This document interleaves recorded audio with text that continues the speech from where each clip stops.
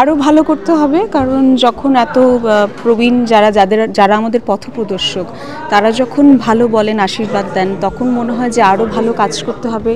থিয়েটারটা, বাংলাদেশের থিয়েটার সম্পর্কে মানুষের যে ধারণা সেটাকে আরেকটু পজিটিভলি নিয়ে যেতে হবে, সাধারণ মানুষকে আরও ইনভলভ করতে হবে। এই যে আপনারা এসছেন, এটাই তো দারুণ একটা ব্যাপার। প্রথম বিষয় হচ্ছে, যেহেতু সিদ্ধার্থ নামটা শুনলেই বুঝতে পারছেন যে একটি পুরুষ চরিত্র, কিন্তু যখন আমাকে কাস্টিং করা হয় তখন আমি স্যারকে জিজ্ঞেস করেছিলাম যে আমি কেন সিদ্ধার্থ। তখন উনি আমায় বলেছিলেন, সিদ্ধার্থ আপনার কাছে কি? তখন আমি বলেছিলাম অনুভূতি। তো তখন উনি আমাকে বলেছিলেন, অনুভূতির কি কোনো লিঙ্গ হয় কি না। সো এরপর থেকে আসলে সিদ্ধার্থকে যত দিন যাচ্ছে তত বেশি আমি বোঝার চেষ্টা করছি। তাকে খুব সহজে বোঝা যায় না। মানে সিদ্ধার্থ এমন কোনো চরিত্র নেই যে আপনি একবারই তাকে বুঝে ফেলবেন। আমার মনে হয় আমার শেষ নিঃশ্বাস পর্যন্ত আমি ওনাকে বোঝার চেষ্টাটাই করে যাব, এবং এটাই আমার কাছে আনন্দের। ওই যে বললাম, এটা একেবারে আশীর্বাদ। ধরেন আমরা যারা মানে এখনও থিয়েটারটা করার চেষ্টা করছি, কারণ এই সময়টা অনেকেই বলেন যে কেন থিয়েটার করো, থিয়েটারে তো কোনো অর্থ নেই, কিছু নেই, সাধারণ মানুষ এখানে বেশি আসে না, কেন করো? তো হায়াত আঙ্কেল একটি কথা বলেছেন, সেটা হচ্ছে যে অভিনয়ের আতুর ঘর হচ্ছে থিয়েটার। সো আমার যেহেতু মানে প্রচণ্ড পিপাসা এবং প্রচণ্ড ক্ষুধা, আমি সেটার কারণে বারবার থিয়েটারে ফিরে আসবো। এবং আমার নিজের যেহেতু একটি থিয়েটার দল আছে, টুগেদার উইকেন্ড, যেখানে আমি স্পেশালি এবলদেরকে নিয়ে কাজ করি। সামনে আমি রংপুরে আবার শো করব। সো আমার একেবারেই এটা থাকবে যে আমার বেসিকটা, আমার মানে তীর্থস্থানটা সবসময় থিয়েটারই থাকবে। আমি কাজ করতে কি আমার সন্তানকে কখনো ডিপ্রাইভ করব?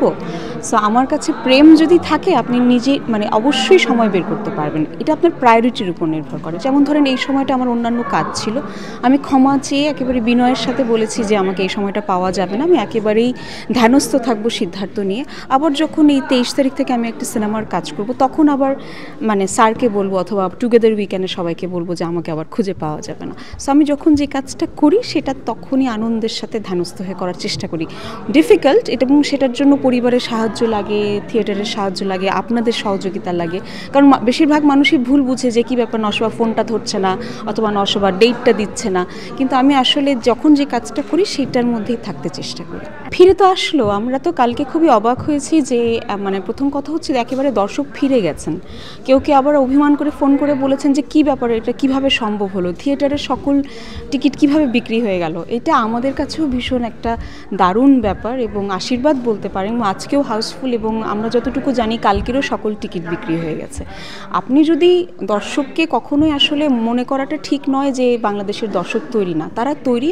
তাদেরকে আমাদের ঠিকঠাক মতো কন্টেন্ট দিতে হবে এবং তাদেরকে ঠিকমতো নিমন্ত্রণ জানাতে হবে, এবং আপনারা মিডিয়ারা যদি সেটাকে ঠিকমতো প্রচার করেন, অবশ্যই বাংলাদেশের মানুষ থিয়েটার ফিরে আসবেন। এটাই বলবো যে আমরা চেষ্টা করছি। আরশিনগর বলেন, বাংলাদেশের যত দল আছেন, আমাদের টুগেদার উইকেন্ড বলেন, আমরা চেষ্টা করছি শুধুমাত্র ঢাকাকে কেন্দ্র করে নয়, পুরো বাংলাদেশটাকে একেবারেই মানে শিল্প এবং সংস্কৃতির যাতে আমরা বারবার এই চর্চাটা চালিয়ে যেতে থাকি। কারণ মানসিক বিকাশের জন্য হলো, এবং একটি জাতির অলংকার হচ্ছে শিল্প এবং সংস্কৃতি। তো সেটার বিকাশটা খুবই প্রয়োজন, এবং সেটা অবশ্যই ঘর থেকে শুরু হওয়া প্রয়োজন, সেটা শিক্ষা প্রতিষ্ঠানে প্রয়োজন, এবং সেটা এরকম আতুর ঘরেও প্রয়োজন। সো আপনাদের সমালোচনা যেমন প্রয়োজন, আপনাদের আশীর্বাদও তেমন প্রয়োজন। Next level, well done, side by side, Fridge.